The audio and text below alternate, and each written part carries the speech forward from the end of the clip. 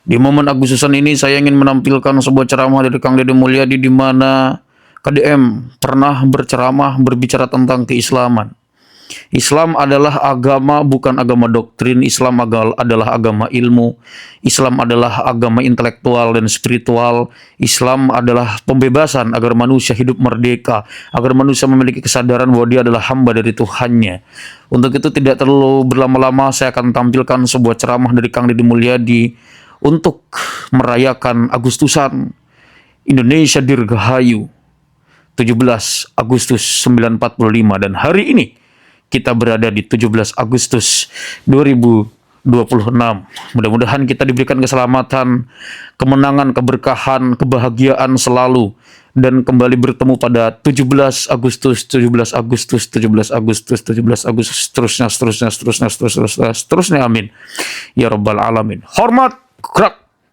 Teman-teman bisa saksikan dari video yang saya tampilkan di sini.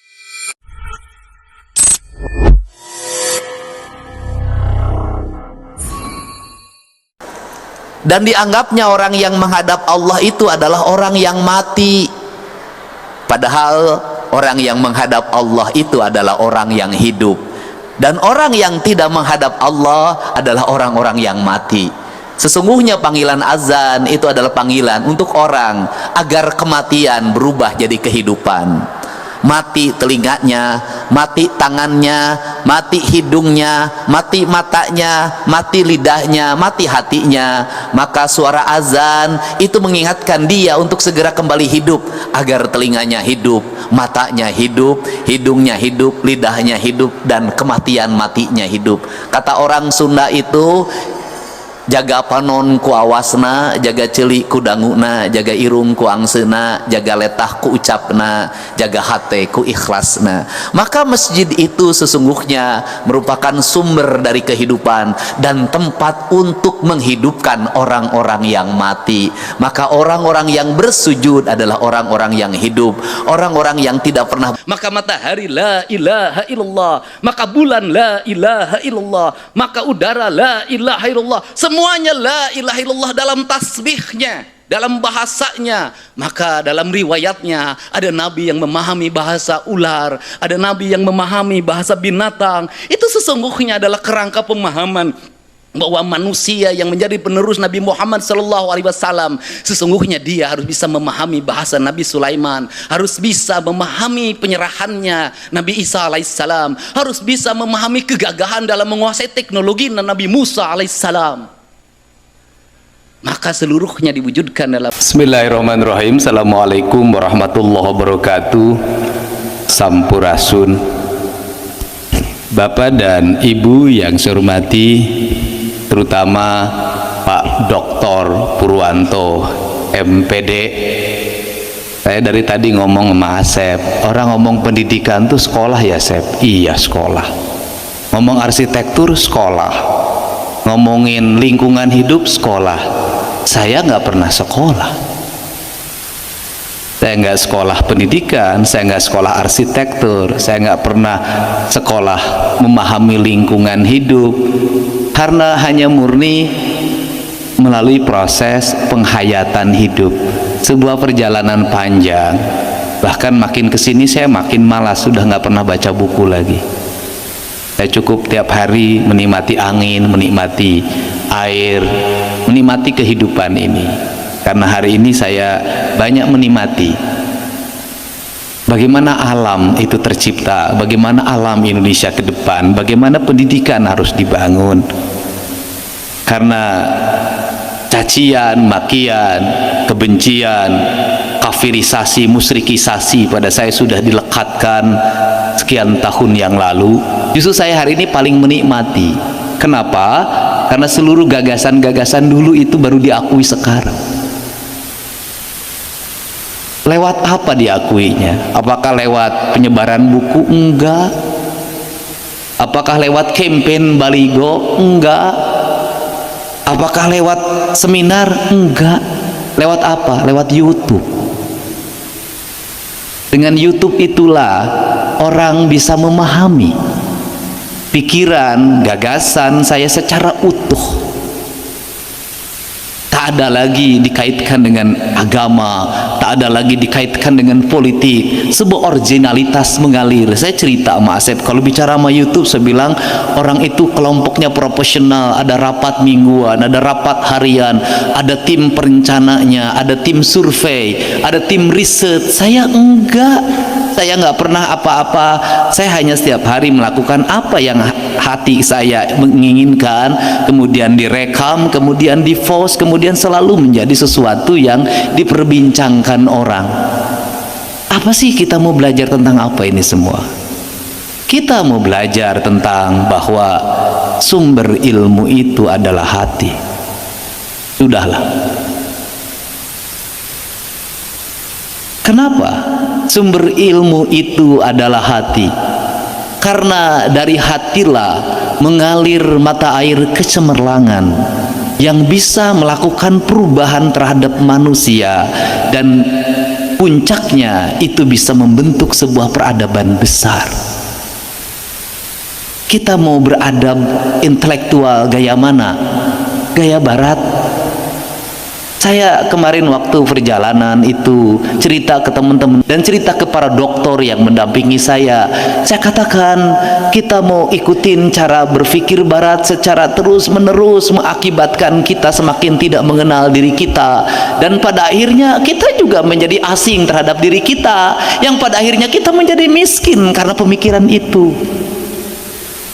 Saya mau cerita tentang minyak goreng yang hari ini mahal, padahal kebun sawitnya terluas ada di Indonesia.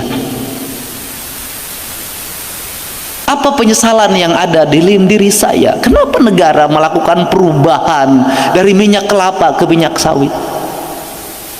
Kenapa para kapital menawarkan minyak sawit kepada warga Ciamis yang sudah jago bikin minyak keletik?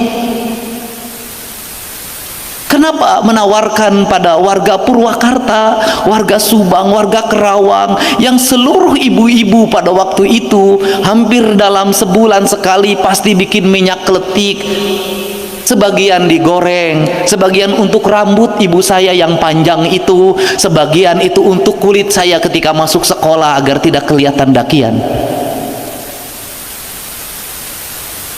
Anda bayangkan kalau tradisi bikin minyak keletik ini diwariskan secara turun-menurun, dan kita tidak merasa bodoh dan kita tidak merasa tertinggal, mungkin gangguan kesehatan karena pengelolaan minyak yang salah, mungkin kadar kolesterol tidak akan menjadi perdebatan.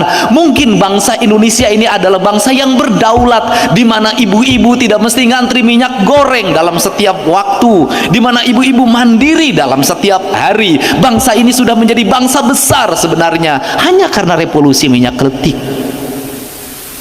Tetapi lagi-lagi negara dan kebijakan-kebijakannya memisahkan kaum ibu pada sebuah tradisi, yang tradisi itu adalah tradisi sebuah bangsa besar, di mana setiap keluarga punya kemandirian dalam makanan yang tidak terintervensi oleh produksi orang lain. Kita tidak mesti gali lagi tanah ngangkat pasir, kita tidak mesti lagi gali batu ngangkat pasir. Beberapa waktu yang lalu saya ngamuk, viral, hampir 6 juta penontonnya. Semua orang cerita ketemu ke saya, Kang Deddy kesurupan ya? Iya, saya bilang saya kesurupan mau. Kenapa? Saya marah karena beberapa orang pinter ingin merubah bambu menjadi pisang, sebuah komoditi ecek-ecek dalam pandangan saya. Kenapa? Karena gunung itu akan longsor, mata airnya akan tercerabut, tradisinya akan berubah. Masyarakat yang tenang, yang damai, yang santai, cukup menunggu bambu ditebang, dikirim kemudian menjadi uang, akan menjadi masyarakat yang setiap hari berputar otaknya agar pisangnya menjadi panjang, agar dalam setiap waktu dia harus bersaing, menjadi stres dan depresi. Buat apa Anda hidup kalau depresi? Buat apa Anda kaya kalau depresi? Buat apa guru mendapat sertifikasi kemudian melahirkan depresi baru? Karena apa? Karena dengan sertifikasi itu Anda mengambil Avanza baru. Dengan sertifikasi itu juga Anda mengambil motor baru. sehingga gaji yang diprediksi bahwa guru dengan sertifikasi akan sejahtera terbalik, semakin beban hutangnya semakin tinggi, stres lagi ngajar. Bukan tidak setuju sertifikasi, tapi pola pemikiran yang berubah. Nah, kenapa saya tentang itu? Kenapa? Karena ada kebudayaan yang belum tergali. Saya katakan ada falsafah congo nyurup kana puhu sangkan paraning dumadi manunggali gaulah Gusti dari di sini mulai pendidikan. Nah, ini akan tercerabut. Saya bilang ketika tercerabut maka kitcheman area menjadi hilang. Ketika kitcheman area menjadi hilang, maka ketika berpikir jatiluhur bukan lagi berpikir bagaimana mengelola air, tapi berpikir bagaimana mencegah longsor lagi. Otak bangsa semakin rusak lagi. Saya kemarin ketemu sama teman-teman penggiat bambu di Bali. Dia bercerita tentang bagaimana Cina hari ini sudah mulai mengembangkan bambu sebagai komoditi unggulan bangsanya. Bagaimana Cina hari ini akan membangun bahwa bangunan-bangunan semuanya terbuat dari bambu. Bagaimana bambu itu yang tanaman yang dianggap pinggiran berubah menjadi tanaman kelas 1. Bagaimana bambu itu bisa dirubah menjadi batang-batang yang besar, bisa digabungkan menjadi kayu yang kokoh. Bagaimana dia akan berpikir peradaban di mana dia tidak malu negaranya menjadi negara tirai bambu. Teologi apa yang menyebabkan kerusakan berpikir pendidikan? Apa yang mengakibatkan keterpurukan dalam berpikir kemajuan? Hancurnya teologi dalam peradaban Indonesia. Dalam teologi Nusantara, kalau kita ingin menjadi bangsa besar, dan kita pernah menjadi bangsa besar, kita pernah menjadi bangsa besar dalam hamparan kerajaan Nusantara. Kita pernah menguasai India, kita pernah menjelajah sampai Portugis, kita pernah bawa kapal perang kita adalah kapal perang yang ternama. Anda mewujudkan kemajuan itu dengan apa? Di sini dulu. Tapi kalau Anda ingin mewujudkan sebuah kemajuan besar, tapi pikiran Anda yang menganggap adalah yang besar itu dari bangsa lain, bukan ajaran leluhurnya, sampai kapanpun Anda tidak akan pernah menjadi orang besar dan berperadaban besar.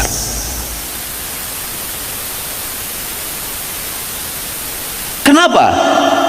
Karena tidak ada teologi dagang di mana yang penjual barang itu harus kalah sama pembeli barang. Kalau kita Cina bolak-balik ngambil pelajaran orang, nggak apa-apa. Kalau Eropa nggak apa-apa. Kalau Afrika nggak apa-apa. Kalau Indonesia tidak, karena Indonesia memiliki segalanya. Negeri ini punya segalanya. Jadi kalau negeri ini punya segalanya, ini negeri ingin maju, ini bangsa ini ingin maju, pendidikan dimulai dari mana? Anda mau nggak bertentangan dengan keyakinan halal haram yang Anda yakini? Selama Anda tidak mau melakukan itu, susah bagi Anda untuk maju. Saya belajar HMI, ketika NIK maka yang dilepas adalah pikiran dan keyakinan masa lalu itu. Kenapa? Kalau melihat undang-undang dasar kita, pendidikan manusia Indonesia itu adalah manusia Indonesia seutuhnya. Tujuan pendidikan nasional adalah mewujudkan manusia Indonesia seutuhnya. Kalau manusia Indonesia seutuhnya, maka saya dulu waktu pertama jadi bupati itu langsung lahir sebuah pikiran pembangunan berkarakter yang saya kampanyekan ketika saya wakil bupati tahun 2003. Saya sudah menggagas tentang pembangunan berkarakter. Gak ada yang waktu itu. Hari ini dipakai pendidikan berkarakter, padahal mereka harus bayar lesain ke saya itu. pendidikan, pembangunan berkarakter. Apa itu? Saya katakan, pembangunan berkarakter adalah mewujudkan manusia Indonesia secara paripurna. Bukunya apa? Tahun 77 Nur Khalid Majid nulis buku Keislaman, Kemodernan, Ke-Indonesia. Islam, modern Indonesia. Saya turunkan, terjemahkan pada lebih rendah lagi, kesundaan. Ketika kesundaan diturunkan lagi pada lebih rendah lagi, kamu orang mana? Orang Gurudugkah? Orang Campakakah? Orang Sukasarikah? Orang Jatiluhurkah? Orang Maniiskah? Maka Anda itu papat kalimat tunggal, maka Anda bersatu bersenyawa dengan di mana Anda dilahirkan. Di situ ada 4 komponen dasar, saya bilang secara material, yaitu tanah, air, udara, matahari. Orang Bali merumuskan itu dengan 4 warna. Tanah warnanya hitam, air warnanya putih, udara warnanya kuning, matahari warnanya api, warnanya merah. Maka 4 warna itu ketika bersatu, maka dia menjadi makhluk. Tak ada kehidupan tanpa satu unsur ini hilang. Tak ada kehidupan kalau tak ada air. Tak ada kehidupan tak ada udara. Tak ada kehidupan tak ada matahari. Tak ada kehidupan tak ada tanah. Tak ada. Karena tak ada, ini harus ada.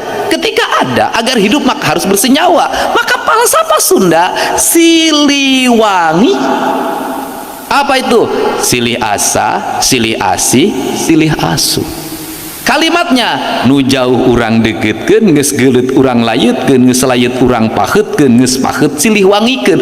Apa falsafah hidupnya? Yaitu manusia adalah makhluk sosial yang satu sama lain itu saling membutuhkan. Falsafah tauhidnya orang Timur, tauhidnya orang Sunda. Nanti Anda baru ngomong Islam belakangan, kan nanti saya salah tafsir. Nah, itu di situ prinsip pembangunan adalah itu. Tidak belium kontra omnos, tidak falsafah barat di mana manusia adalah penakluk alam. Bukan, falsafah timur adalah manusia itu bersenyawa dengan alam, bersama alam. Anda di sekolah sudah mengajarkan pendidikan kekafiran. Kita ini gagal, ngaku Islam gagal. Gak ada, Islam itu saling bunuh, gak ada. Islam itu hayat, hidup dan menghidupkan. Sunda itu hidup dan menghidupkan. Siliwangi itu silih asa, silih asih, silih. Pertanyaan saya, di mana letak pertentangannya? Jangan-jangan tiap hari orang bicara syar'i, sesungguhnya perilaku hidupnya bertentangan dengan kaidah Islam itu sendiri. Ini dari falsafah dasar ini lahir pendidikan lingkungan. Ini bersatu, bersenyawa, nggak boleh saling membunuh, nggak boleh, harus hidup dan menghidupkan. Nggak perlu lagi material impor, cukup di sini. Di situ itu dari sisi arsitektur. Semestinya negara melahirkan sekolah yang berarsitektur local wisdom, yang dia hidup. Orang Sukasari tumbuhnya bambu, maka sekolahnya sekolah bambu. Arsitekturnya semua dari bambu. Lihat mataharinya berapa derajat dia kalau panas, kalau tenggelam berapa derajat. Meletakkan sekolahnya di mana, maka di situ sekolah tuh hidup, jendelanya hidup, pintunya hidup, semua hidup dan menghidupkan. Lahir impres, lahir arsitektur asal-asalan, di dalamnya mematikan. Nggak ada Islam di situ, kagak ada. Sekolah yang nggak ada jendelanya, nggak ada Islamnya. Sekolah yang dikunci pakai kasa, nggak ada Islamnya, nggak ada Allahnya di situ. Kenapa? Anda yang ada adalah kematian. Ini kan kita sini aja udah gagal. Jadi kalau ngomong pendidikan paripurna dari sini. Nah, nanti saya selalu ngomong guru bukan buku, guru lepas buku, guru lepas buku, guru lepas buku. Saya dari dulu ngomongin gitu. Gurulah penentu kedaulatan murid, gurulah penentu martabat murid, gurulah penentu kelulusan murid. Maka guru tidak boleh diintervensi oleh apapun. Tidak boleh diintervensi oleh kurikulum, tidak boleh diintervensi oleh kepala sekolah, tidak boleh diintervensi oleh dinas pendidikan, oleh menteri sekalipun. Dia adalah guru, kedudukannya lebih tinggi dari menteri. Ya, guru diatur-atur. Maka lahirlah guru yang merdeka, bukan guru yang terjajah. Guru yang merdeka adalah merdeka belajar, maka dia mengajar di depan muridnya berdasarkan apa? Berdasarkan la ilaha illallah, asma Allah, bismillahirrahmanirrahim. Dia ngajar di sini, dia dipandu oleh siapa? Oleh nur, oleh cahaya. Hei, ini Dedi, bukan ini Budi. Tanya muridmu, ibumu kemana tiap hari? Ibu saya ke pasar. Baru ibu pergi ke pasar. Ibumu kemana? Ke sekolah ngajar. Ibu pergi ke sekolah. Jangan dibikin asing. Saya waktu SD kelas 1 sudah dibikin asing. Ibu pergi ke pasar, pan inung aing masa bulan sekali ke pasar. Bisa. Ini Budi, ini Dedi. Tidak. Maka pelajaran pertama ketika masuk kelas, kenalkan dirimu. Siapa dirimu? Tulis. Ini Dedi. Genetikanya apa? Turunan siapa? Golongan darahnya berapa? Golongan darahnya apa? Tinggi badannya berapa? Maka di situ lahirlah ilmu genetika, lahirlah ilmu biologi. Terus mengenalkan dirinya dulu, nggak berlarang lain. Terus bakatmu apa? Kalau sudah bakatmu apa, ya sudah, kamu bergerak di sekolah sesuai dengan bakatmu. Maka sekolah nggak ada ranking, maka sekolah merdeka, nggak ada yang pinter, nggak ada yang bodoh. Setiap orang merdeka, hidup besar, mencapai masa depannya, menuju kemuliaan hidupnya berdasarkan bakat yang dimilikinya. Merdeka. Guru tugasnya memandu. Ini standar dasarnya calistung, baca, nulis, ngitung. Nggak bisa ngitung ditukar dengan kalkulator, nggak bisa. Secanggih apapun perkembangan teknologi, metodologi ini tetap harus dilakukan. Kenapa? Itu pelatihan otaknya agar bergerak. Anak-anak belajar stres. Jadi kalau di sekolah stres nggak apa-apa. Karena apa? Karena orang stres itu adalah orang yang normal. Orang yang nggak normal tuh nggak stres lagi. Jadi orang gila tuh orang yang sudah merdeka dari stres. Jangan dipikir, loh, Anda ketika melihat orang gila stres jelema teh salah. Dia tuh sudah terbebas dari stres. Tugas manusia itu apa? Mengelola stres, karena hidup itu dari masalah ke masalah. Tugas manusia itu mengelola pikiran, mengelola masalah, maka masalah menjadi kekuatan. Maka dalam ilmu matematika, negatif kali negatif positif, masalah dikali masalah keberhasilan. Jadi saya seperti ini, saya hidup bersyukur. Dari mana bersyukur? Dilahirkan jadi orang miskin. Bersyukur, bapak saya anaknya 9, saya anak paling bungsu. Bersyukur. Ulama senang hidupnya, tidak terlalu berat, nggak seberat saya. Pendidikannya sedikit, nggak menurut saya kurang nyaman. Kenapa? Jadi kalau ngomong ke sekolah tanpa jajan, saya dulu ke sekolah tanpa jajan tapi terpaksa, sabab uang jajan. Tapi dengan keterpaksaan itu, maka saya bikin nasi di rumah. Karena minyak gorengnya harus dibagi, minyak keletiknya dibagi untuk goreng, nanti goreng ikan asin siang. Maka pagi-pagi saya hanya cukup pakai sangrai, sangu, pakai uyah, sederhana. Ternyata sekarang sangrai sangu itulah makanan paling sehat bagi saya, karena terbebas dari minyak goreng. Sederhana. Nah, konsepsi. Jadi Anda tuh pendidikan tauhid, pendidikan tuh sama. Biologi itu ya tauhid, fisika itu ya tauhid. Nah, ini dari sini. Nah, dari sini disebutlah papat kalimat tunggal. Papat kalimat tunggal itu manusia yang bersenyawa dengan ini. Kita pasti ngomong Hindu, Sunda Wiwitan, Keharingan, Kejawen, pasti ngomongnya ini. Kita ini kan kacau banget. Ini loh, saya bilang terus. Orang kalau, makanya orang Nusantara itu sudah monoteisme dari dulu, udah monoteisme. Anda bayangin, orang Sunda apalagi sudah monoteisme, apalagi orang Sunda, ya Allah ya Rabbi, panggil nama Tuhan aja nggak berani. Kenapa orang Sunda nggak berani? Itu sopan. Kenapa itu sopan? Nyebut ngaran bapak wae teu meunang, komo nyebut ngaran Gusti. Orang Sunda loh. Sok Dedi nyebut ngaran bapak Dedi wanita henteu. Komo nya Gusti. Wani. Teu kudu diucap-ucap. Teu kudu diengap-engap da Gusti mah kawasa. Kan kita terlalu berani menyebut nama Allah setiap waktu. Allah, tapi kasumpah ge make Allah 7.000 kali bohongna. Ini beda. Nah, karena ini Tuhan, maka manusia itu sudah hidup pada wilayah. Karena dia sudah hidup pada wilayahnya, maka dalam monoteisme ini, dalam tauhid ini tidak dikenal ekspansi. Makanya saya bilang orang Sunda itu tidak ekspansi, tidak menjajah. Dia tidak merebut wilayah orang. Kenapa? Karena sudah dididik dalam pendidikan pada leluhurnya, dia sudah hidup pada wilayah yang ditempatinya. Kebetulan subur tempatnya. Nah ini, karena ini papat kalimat tunggal, maka lahirlah persenyawaan. Karena persenyawaan itu, maka arsitektur sekolah harus senyawa. Makanan harus yang mulai mengikat dirinya dan tidak terpisah. Makanan dari lingkungannya, maka belajar makanan dari lingkungannya. Ini peradaban. Nanti bikin baju yang baju sesuai dengan lingkungannya. Saya ini pakai jas-jasan baru sekarang aja gitu loh. Dan itu pun karena malam dan dingin. Kalau siang hari nggak usah gitu loh. Nah ini pakai. Nanti kemudian bahasa, ya bahasa sesuai dengan lingkungannya. Kemudian apalagi seni sesuai dengan lingkungannya. Nah secara otonom, kalau pendidikan sudah bisa membentuk karakter bahasa manusia, makanan manusia, kemudian pakaian manusia, kemudian seni manusia, maka dia adalah manusia yang berperadaban tinggi. Karena peradaban itu mulainya dari sini. Nah metodologi pendidikan mengajarkan pada ini.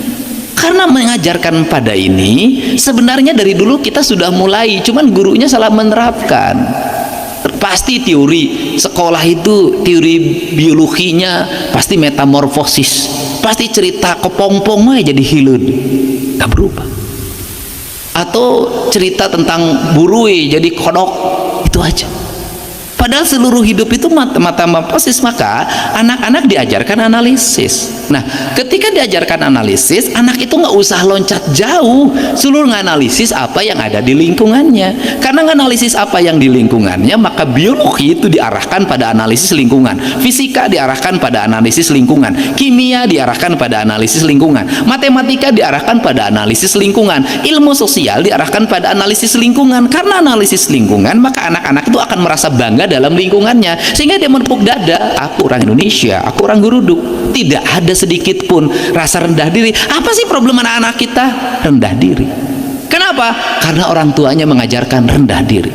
Kita ini harus percaya diri, maka dibangun percaya diri. Maka saya dari awal dulu percaya diri. Ketika saya menjabat, saya nggak mau disebut bapak, saya bilang akang. Saya percaya diri dengan kalimat itu. Saya percaya diri dengan ikat yang saya pakai. Saya percaya diri dengan sampurasun yang saya ucapkan. Suatu saat semua orang akan mengikuti. Nah kepercayaan diri harus dibangun. Nah anak-anak kita ini ketika kelas 1 bangun kepercayaan diri. Jangan dibangun rendah diri agar menjadi orang besar. Ini percaya diri. Karena kepercayaan diri. Kenapa percaya diri? Tuhannya sama. Makanannya memang berbeda, tapi makanan saya lebih unggul, pakaian saya lebih unggul, apapun lebih unggul. Maka bangun jiwa superioritas. Ini kenapa harus saya ngomongkan itu? Karena dalam literasi Sunda itu tidak diajarkan superior. Kenapa kalimat orang Sunda ulah agul ku payung butut? Konteksnya sudah berbeda. Ini bersaing. Dulu homogen semua orang Sunda. Sumuhun mangga hapunten abdi mah bodoh teu tiasa naon beak moal kebagian. Hari ini nggak bisa. Hari ini harus agul ku payung butut, batur boga payung butut we agul, komo urang payungna alus agul. Nggak bisa. Teologi berbeda. Kenapa? Konteksnya berubah. Gitu loh. Nah ini. Nah misalnya kalimat abdi mah mangga teh nggak bisa dalam konteks hari ini, nggak bisa haling sia aing diheula. Kenapa konteks ya? Nah karena konteksnya sudah berbeda, sudah berubah, maka superioritas harus dibangun. Tetapi yang tidak boleh adalah kesombongan dan ekspansi, menguasai orang lain. Itu yang nggak boleh. Nah teologi ini yang sekolah harus dibangun itu. Maka saya melihat dulu kita mengatakan pelajaran teh di poe Senin sampai poe Sabtu zaman dulu. Saya yang merubah itu menjadi Jumat. Se-Indonesia ngikutin. Pokoknya apa yang di sini sok dituturutan ke Indonesia taruhan. Sekolah 5 hari Purwakarta Indonesia pertama. Pemilihan kepala desa itu dibikin serempak di sini pertama. Setelah itu merubah ganas jadi gambar foto di sini pertama. Setelah itu berubah jadi TPS di sini pertama. Cuman bikin pemilihan kepala desa, sekarang dipilih 2 jam terus dilantik, nggak ada yang berani kecuali di sini. Nah ini, nah karena saya katakan nggak bisa sekolah Senin sampai Jumat, nggak bisa. Tadi ada yang belum lengkap Pak Purwanto. Saya bilang hari Senin itu Ajeg Nusantara, Talasa Jaya di Buana, Rembok Mana di Sunda, Kemis Wawangi, nyuci kendiri, Sabtu Minggu betah di imah. Nah ini kan rangkaian siklus di mana sekolah itu bukan kelas karena merdeka, sekolah rumah. Jadi dalam teologi, metodologi pendidikan modern tidak mesti anak masuk kelas tiap hari. Kalau orang tuanya memiliki komitmen untuk melakukan pendidikan terhadap anaknya sendiri. Pak, orang tua bisa begini dalam sekolah modern. Pak Guru, anak saya nggak masuk kelas ya hari ini, mau dampingin saya ke sawah nanam padi, saya lagi ngajarin dia. Itu ibu oke. Pertanggungjawaban akademis, pertanggungjawaban moralnya biarkan bapaknya dan ibunya yang bertanggung jawab. Ibu kan cuma dititipin, kenapa harus pusing? Anak saya mau dampingin saya nanam padi. Anak saya hari ini lagi ngurus kelahiran kambingnya yang ke-7, kan gitu loh. Dia sama saya lagi disuruh memperhatikan bagaimana itu kambing itu kalau melahirkan tuh kambing tuh kepalanya dulu, kakinya dulu. Terus ketika jatuh berapa detik antara terjatuh, kemudian apa sih kalau kambing ketika lahir dijilatin, kemudian ari-arinya dijilatin, kemudian pembungkusnya dijilatin. Dalam pembungkus itu saya suruh perhatiin anak saya itu diambil, itu nanti suruh dibawa ke lab. Itu pembungkus kambing itu apa sih zat materialnya? Kemudian ketika dijilatin, apa sih kambing menggunakan penjilatan? Apa sih air liur dalam kambing itu mengandung apa saja enzimnya? Nah setelah itu berapa detik lamanya berdiri antara dia jatuh ke tanah kemudian sampai dia berdiri itu memerlukan waktu berapa detik. Kemudian nanti saya akan mengkonfirmasi dengan kelahiran kakaknya ketika melahirkan itu apa sih yang ada, kemudian apa yang membungkus pada badannya. Anak saya harus ngomong ke dokter kandungannya, kemudian nanti lepas ari-arinya kapan, kemudian anak itu ketika terlahir kemudian dia nanti berdiri bisa jalan memakan waktu berapa. Apa yang menjadi perbedaan antara kambing dan manusia?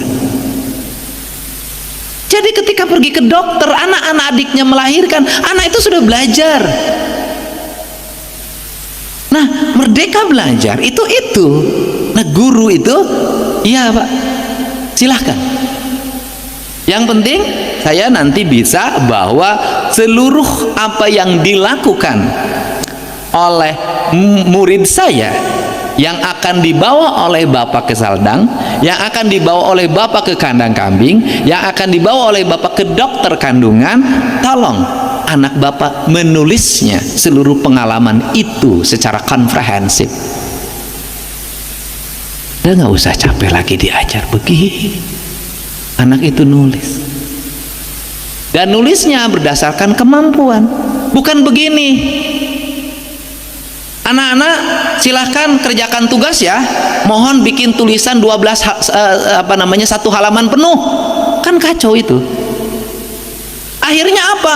Akhirnya ngongkon itu kalancik na apang nyeunkeun karangan sahalaman.